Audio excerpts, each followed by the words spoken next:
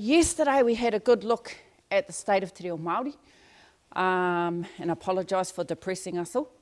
And then Ruakere took us through some of the theory, some of the mechanics around what is language planning, to try and get our minds around what this looks like that we're trying to do. And then we heard some insights from Rawini and Tātere around personal journeys, and everyone's journey is going to be different. Today, this morning, is really about looking at language planning, looking at the nitty-gritty reality of language planning and what you guys are signing up for. So taking away from the theory, but really about how this is going to impact on you, how this is going to impact on your whānau, and what sort of commitment I believe the reason you've turned up here this weekend you're about to make. So this is just about opening our eyes again about what language planning looks like. And language planning at its most basic, fundamental level is really about a roadmap. And it's a roadmap about where are we now? And that was part of that te rā kōrero i ngā pō, the kōrero we had last night about the state of te reo Māori. So where are we at now? Where do we want to be? So it's doing some dreaming, having a vision. Where do we want to be? And how are we going to get there? The language planning, at very basic levels, really about that. It's about a roadmap. But for you guys as language planners, that's the term we use, and it's a big glossy term, but really it's about you guys putting pathways in place for yourselves. It may be that just for the whānau, or maybe that you're working with your marae or iwi, or kura, whoever it is that you're planning for. This session's about that. And what's really important for you guys to know in language planning is that there's one critical success factor to whether or not your language plan is going to be successful. There's one factor which determines whether or not it's going to soar and you're going to achieve what you want, or whether it's going to fail. Anyone guess what that is? That one factor that determines the success of a language plan? Consistency. Tata. Effort. You fellas are the make or break of a language plan. There's no use you guys developing a language plan and going, Anne Johnson, here's the language plan I've built for you, go and do it. It doesn't work like that. So what you guys are signing up for today is really about the level of commitment and effort that you guys individually and as whānau are going to make towards te reo. And at its basic, the way that I break it down is that the role of a language planner is like being a Jenny Craig consultant. It's like being a budgeting advisor. It's like being the sports coach / manager, the personal trainer at the gym, the kapahaka tutor, and the church pastor, all in one. All in one. And the reason I say that is this. Jenny Craig, because te reo's like a diet. This stuff ain't easy. And you need to be on the diet constantly to make any progress. And like a Jenny Craig counsellor, you're going to need to be the person, either in your family or with whichever group you're working, who continues to motivate the family to stick to the real diet. And that gets hard because life gets in the way. Times of stress, times of panic, we can sometimes forget the diet. And so Jenny Craig Counsellor, you guys are the ones that are constantly reminding the team and the whānau as to what you're trying to achieve. The budgeting advisor. So the budgeting advisor, like our roadmap, remember this is how much money we've got, this is how many bills we've got, this is how we're going to pay, this is how much money we're getting in, this is how we're going to pay for everything. But just like a budget, there are things that happen in your world that you can not plan for. The car breaks down. The cat gets hit by a car on the road and needs to go to the vet. There's a tangi up north. You tend to not budget for those sorts of things. And when I talk about budget in our world as language planners, if you're thinking about budget money, For us as language planners, it's time. It's time. Time is the biggest thing in language planning. How much time you're willing to give up. And there's always going to be things that pop up all the time, despite how well you plan, that you can't anticipate. And so how do you start retweaking your budget to make sure that you're still on track? And it's all about how you're using and spending your time. Yeah? A sports coach and a sports manager.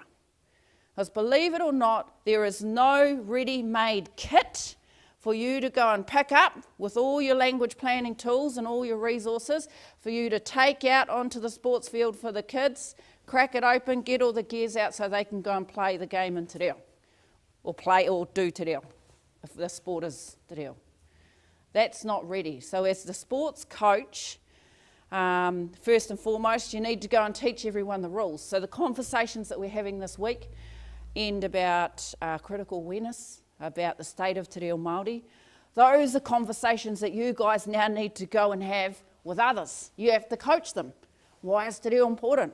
Why are we now suddenly making this big change at home around te reo? So being a sports coach, telling people the rules of the game is really important. But you're also the team manager, which is all the gear bags. Because there's going to be time when the whānau are going to need help and they're going to need support. And part of your role as the team manager is knowing where you can get those supports and how you can help whānau access them. How you can help whānau access them. The next one is the personal trainer. And the reason I use this as opposed to the Jenny Craig concept, if you think about a personal trainer, how many people go to the gym here? How many people have tried to go to the gym? So like the sports, the gym, the personal trainer, it's really easy to get people to walk in the door probably 1 or 2 times. But getting people to come back for the 3rd, the 4th, the 5th time, and so on and so forth, is really, really hard. Most people are willing to give things a try, even wānanga like this, a couple of times, and then what you'll see is your numbers will start to decline. Now, as a language planner, that can be really demotivating for you guys, because you think you're putting in all this effort and you're trying to motivate people in te reo Māori and you've told them about why it's so important and you just can't understand why they're not coming to wānanga, or they're not coming to your hui, or they're not coming to your potluck dinner or whatever else. Like the gym trainer, you need to get over that. You need to realise that that is going to happen. Your whānau are going to drop off. They aren't going to have the same level of motivation as you are. And it's how do you get them back into the gym? Do you have to go door knocking? Do you have to get around there? Do you have to take the gym to them? So all of those sorts of things are going to start happening. The kapaka tutor. How many people here in a kapa? How many people have been in a kapa? So we all sort of know what tutors are like, in kapaka. They're tough, but they manage in their toughness to keep a team on the floor.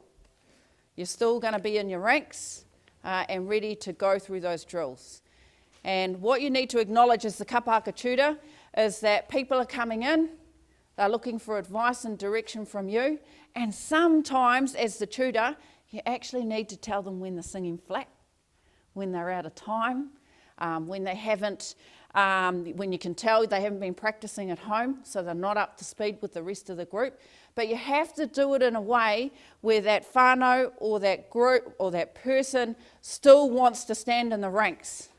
So a mana enhancing way. So how do we help people get better without completely shattering them? And that's the skill of a kapahaka tutor, right?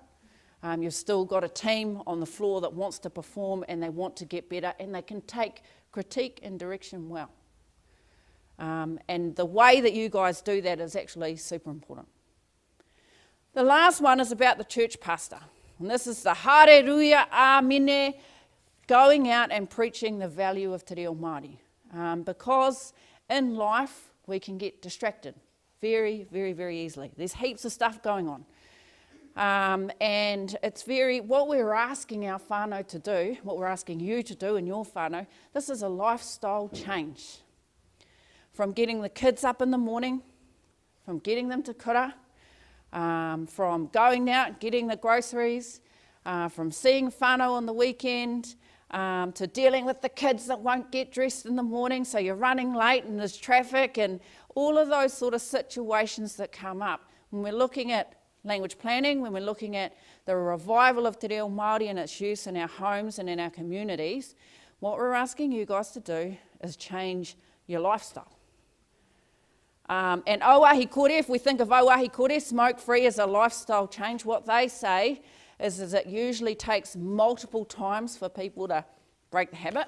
So like English, it's going to take multiple attempts for us until we get comfortable using te reo Māori every day with our kids. So you need to expect that you might fall off the wagon, and that's kei te pai.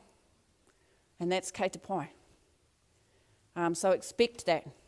It also takes, I think it's 15 times to do something new before it becomes normal or habitual. So like going to the gym, you have to do it 15 times consistently and regularly before it just becomes, you don't think about it anymore, it just becomes part of your routine, your habit.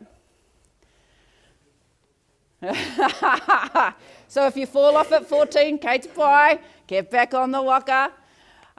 You need to expect this sort of stuff. These are the things that when we started out language planning and doing stuff with our communities, no one told us.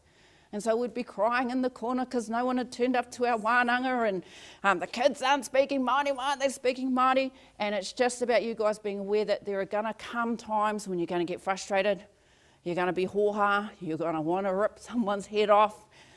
This is all normal because actually the stuff that you guys are committing to is hard. It's really hard stuff.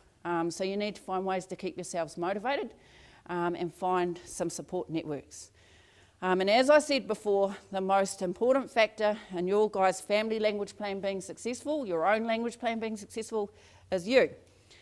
So knowing yourself well is really important. The second thing to know is, in terms of your language plan, is the group or the whānau that you're working with.